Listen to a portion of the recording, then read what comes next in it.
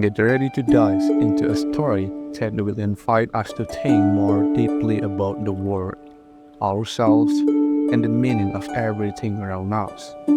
Don't forget to prepare a comfortable place, calm your mind, and let's start this journey together. Sophie arrived home at 8:30. It was 1.5 hours after the agreement, which was not really an agreement. She had simply skipped dinner and left a message for her mother that she would be back not later than 7. This has got to stop, Sophie. I had to confirmation and ask if they had any record of any more named Alberto in the old town. They laughed at me. I couldn't get away.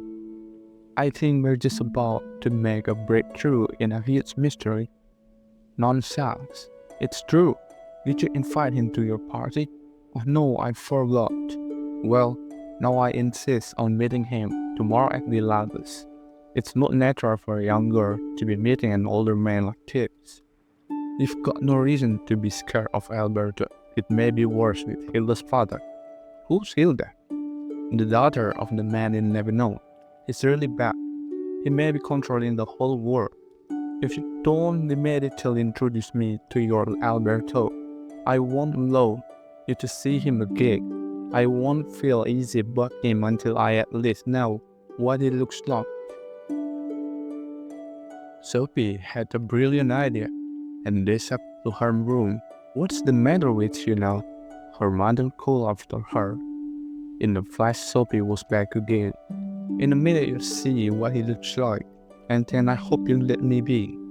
She waved the video cassette and went over to the VCR. Did he give you a video? From Athens. Picture of the Acropolis soon appeared on the screen. Her mother sat dumbfounded as Alberto came forward and began to speak directly to Sophie. Sophie now noticed something she had forgotten about. The Acropolis was crowded, with tourists milling about in their respective groups. A small placard was being held up from the middle of one group. On it was written Hilda. Alberto continued his wandering on the Acropolis. After a while, he went down through the entrance and climbed to the Areopagus hill where Paul had addressed the Athenians. Then he went on to talk to Sophie from the square. Her mother sat commenting on the video in short utterance. Incredible, is that Alberto? He mentioned the rabbit again, but yes, he is really talking to you, Sophie. I didn't know Paul went to Athens. The video was coming to the part where ancient Athens suddenly rises from the ruins. At the last minute, Sophie managed to stop the tape. Now that she had shown her mother, Alberto, there was no need to introduce her to Plato as well. There was silence in the room. What do you think of him? He's quite good looking, isn't he? This is Sophie. What a strange man he must be, having himself failed in Athens. That Sophie could send it to a girl he hardly knows. When was he in Athens? I haven't a clue. But there's something else. What? He looks very much like the mayor who lived in the little hut in the woods. Well, maybe it is him, but nobody has seen him for over 15 years. He probably moved around a lot to Athens, maybe. Her mother shook her head. When I saw him sometime in the 70s, he wasn't any younger than this Albert I just saw. He had a foreign something named Knox. Could be, Sophie. Could be his name was Knox. Or was it Knack? I can't for the life of me remember. Which Knox or Knack are you talking about? One is Alberto, the other is Hilda's father. It's all making me dizzy. Is there any food in the house? You can warm up the meatballs. Exactly. 2 weeks went by without Sophie hearing a word from Alberto. She got another birthday card for Hilda, but although the actual day was approaching, she did not receive a single birthday card herself. One afternoon, she went to the old town and knocked on Alberto's door. He was out. but there was a short note attached to his door. It said, "Happy birthday, Hilda." Now the great turning point is at hand. The moment of truth, little one. Every time I think about it, I can't stop laughing. It has naturally something to do with Berkeley. So hold on to your hat. Sophie tore the note off the door and stuffed it into Alberto's mailbox as she went out. Damn, surely he'd not got back to Athens. How could he leave her with so many questions unanswered? When she got home from school on June, Hermes was romping about in the garden. Sophie ran toward him, and he came prancing happily toward her. She put her arms around him as if he were the one who could solve all the riddles. Again she left a note for her mother, but this time she put Alberto's address on it. As they made their way across town, Sophie thought about tomorrow, not about her own birthday so much. That was not going to be celebrated until Midsummer Eve anyway. But tomorrow was Hilda's birthday too. Sophie was convinced something quite extraordinary would happen. At least there would be an end to all those birthday cards from Lebanon. When they had crossed Main Square and were making for the old town, they passed by a park with a playground. Hermes stopped it by a bench, as if he wanted Sophie to sit down. She did, and while she patted the dog hat, she looked into his eyes. Suddenly the dog started to shout her violently. "He's going to bark now," thought Sophie. Then his jaws began to vibrate. But Hermes neither growled nor barked. He opened his mouth and said, "Happy birthday, Hilda." Sophie was speechless. Did the dog just talk to her? Impossible. She must have imagined it, because she was thinking of Hilda. But deep down she was nevertheless convinced that Hermes had spoken. Any did person on best force. The next second everything was as before. Hermes gave a couple of demonstrative barks, as if to cover up the fact that he had just spoken with a human voice, and trotted ahead toward Alberto's place. As they were going inside, Sophie looked up at the sky. It had been fun with her all day, but now heavy clouds were beginning to gather in the distance. Alberto opened the door, and Sophie said at once, "No civilities, please. You are a great idiot in Illinois. What's the matter now?" The major tapped Hermes to talk. "Ah, so it has come to that." "Yes, imagine. And what did he say?" "I'll give you 3 wishes." I imagine he said something along the lines of "Happy birthday." Bingo. Alberto let Sophie in. He was dressed in yet another costume. It wasn't all that different from last time, but today there were hardly any braidings, bows, or legs. "But that's not all," Sophie said. "What do you mean? Didn't you find the note in the mailbox?" "Oh, Dad, I threw it away at once. I don't care if he laughs every time he thinks of Berkeley. But what is so funny about that particular philosopher? Well, have to wait and see." "But today is the day you're going to talk about him, isn't it?" "Yes, today is the day." Alberto made himself comfortable on the sofa. Then he said, "Last time we sat here, I told you about Descartes and Spinoza. We agreed that they had one important thing in common, namely, and they were both rationalists. And a rationalist is someone who believes strongly in the importance of reason. That's right, a rationalist believes in reason as the primary source of knowledge, and he may also believe that man has certain innate ideas that exist in the mind prior to all experience, and the clearer such ideas may be, the more certain it is that they correspond to reality. You recall how Descartes had a clear and distinct idea of a perfect entity, on the basis of which he concluded that God exists.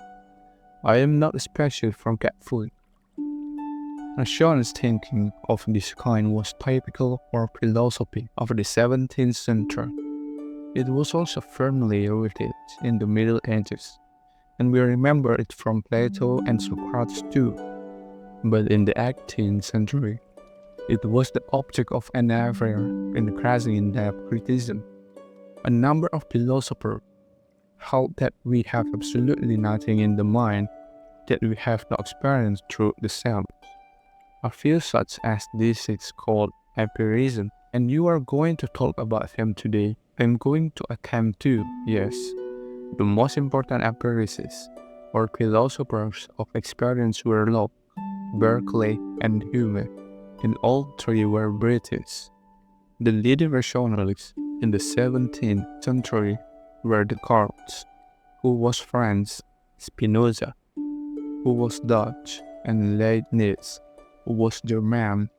So, we usually make a distinction between British empirism and continental rationalism. What a lot of difficult words. Would you repeat the meaning of empirism? An empiricist will derive all knowledge of the world from that the sense tells us. The classic formulation of an empirical approach came from Aristotle. He said, "There is nothing in the mind except what was first in the sense." This view implied a pointed criticism of Plato, who had held that man brought with him a set of innate ideas from the world of ideas. Locke repeats Aristotle's words, and when Locke uses them, they are aimed at Descartes. There is nothing in the mind except what was first in the sense. We have no innate ideas or conceptions about the world we are brought into before we have seen it. If we do have a conception or an idea that cannot be related to experienced facts, then it will be a false conception when we, for instance, use words like God, eternity, or substance. Reason is being measured because nobody has experienced God, eternity, or what philosophers have called substance. So therefore, many learned dissertations could be written which, in actual fact, contain a really new conception.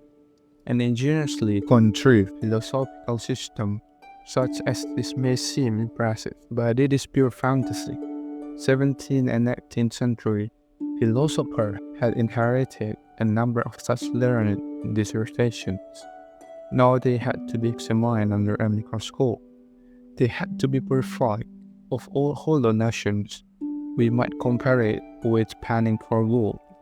Most of what you fish up is sand and clay, but in between you see the grain of the particle of gold, and that particle of gold is through experience, or at least thought, that can be related to experience. It became a matter of great importance to the British empiricists to scrutinize all human conceptions, to see whether there was any basis for them in actual experience. But let us take one philosopher at a time. Okay, shoot. The first was the Englishman John Locke, who lived from 1632 to 1704. His main work is The Essay Concerning Human Understanding, published in 1690. In it, he tried to clarify two questions. First, where we get our ideas from, and secondly, whether we can rely on what our senses tell us. That was some project. Well, take these questions at the time. Locke's claim is that all our thoughts and ideas issue from that which we have taken in through the sense. Before we perceive anything, the mind is a tabula rasa, or an empty slate.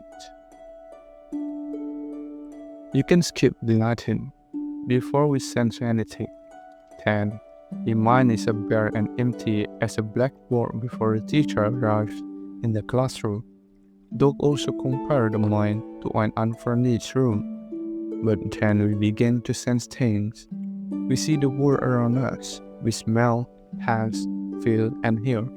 And nobody does this more intensely than infants. In history, what Locke called it, simple ideas of sense arise. The mind does not just passively receive information from outside it. Some activity happens in the mind as well.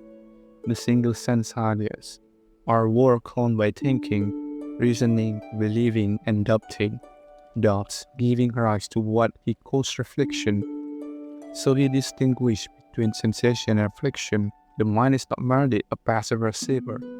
It classifies and processes all sensations as they come streaming, and this is just where one must be on guard. On guard, Locke emphasized that the only things we can perceive are simple sensations. When I eat an apple, for example, we do not sense the whole apple in one single sensation. In actual fact, I receive a whole series of simple sensations, such as that something is green, smells fresh, and tastes juicy and sharp. Only after I have eaten an apple many times do I think, no, I am eating an apple. As Locke would say, we have formed a complex idea of an apple. When we were infants, tasting an apple for the first time, we had no such complex idea, but we saw something green. We tasted something fresh and juicy, yummy. It was a bit short too. Little by little we bundled many similar sensations together and formed concepts like apple, pear, orange. But in the final analysis, what the matter for our knowledge of the world comes to us through sensations. Knowledge that cannot be traced back to a simple sensation is therefore false knowledge and must consequently be rejected. At any rate, we can be sure that what we see, hear, smell, and taste are the way we sense it, both yes and no. And that brings us to the second question Locke tried to answer. He had first answered the question of where we get our ideas from. Now he asks whether the world really is the way we perceive it. This is not so obvious, you see, Sophie. We mustn't jump to a conclusion. That is the only thing a real philosopher must never do. I didn't say a word. Locke distinguished between what he called primary and secondary qualities, and in this he acknowledged his debt to the great philosopher before him, including Descartes. By primary qualities, he meant extensions, weight, motion and number, and so on. When it is a question of qualities such as this, we can be certain that the sense reproduces them objectively, but we also sense other qualities in things. We say that something is sweet or sour, green or red, hot or cold. Locke calls these secondary qualities. Sensations like taste, color, smell, taste, sound do not reproduce the real qualities that are inherent in the things themselves. They reproduce only the effect of the outer reality on our sense. Everyone to his own task, in other words. Exactly. Everyone can agree on the primary qualities, like size and weight, because they lie within the object themselves. But the secondary qualities, like color and taste, can vary from person to person and from animal to animal, depending on the nature of the individual sensations. When Joan eats an orange, she gets a look on her face like when other people eat a lemon. She can't take more than one segment at a time. She says it tastes sour. I usually think the same. Orange is nice and sweet. And neither one of you is right or wrong. You are just describing how the orange affects your sense. It's the same with the sense of color. Maybe you don't like a certain shade of red. But if Joanna buys and tries it in that color, it might be wise to keep your opinion to yourself. You experience the color differently, but it's neither pretty or ugly. But everyone can agree that an orange is wrong. Yes, if you have an orange, you can think it is fair.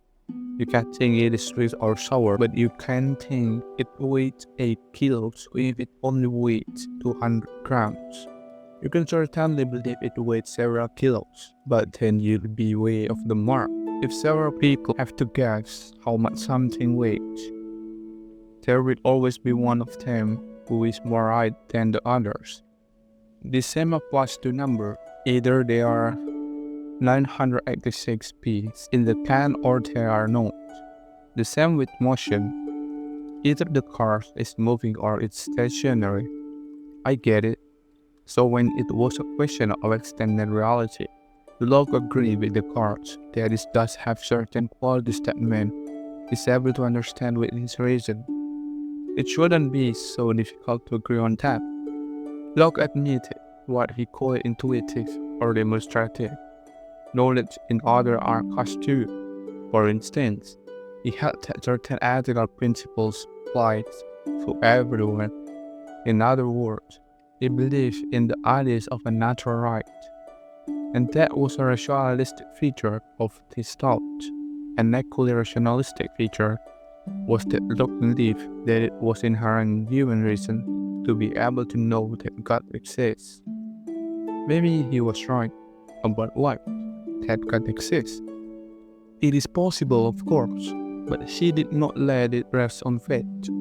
He believed that the idea of God was born of human reason. That was a rationalistic feature.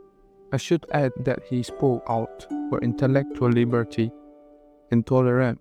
He was also preoccupied with the equality of the sexes, maintaining that the subjugations of women to men was man-made.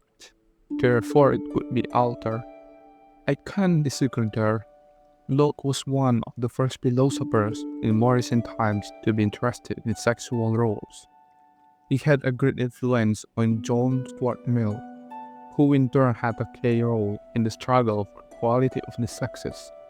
All in all, Locke was a forerunner of many liberal ideas which later, during the period of the French Enlightenment in the 18th century, came into full flower. It was he who first advocated the principle of division of powers. Isn't that when the power of the state is divided between different institutions? Do you remember which institutions? There's the legislative power, or elected representatives. There's the judicial power, or law courts. And then there's the executive power, that's the government. This division of power originated from the French Enlightenment philosopher Montesquieu. Locke had first and foremost emphasized that the legislative and the executive power must be separated if tyranny was to be avoided. He lived at the time of Louis XIV, who had essentially all power in his own hands. I am the state, he said. We say he was an absolute ruler. Nowadays, we would call Louis XIV's rule lawless and arbitrary. Locke's view was that to ensure a legal state, the people's representatives must make the laws, and the king or the government must apply them. What will happen next? How will Sophie deal with her deepening question? Find out in the next episode.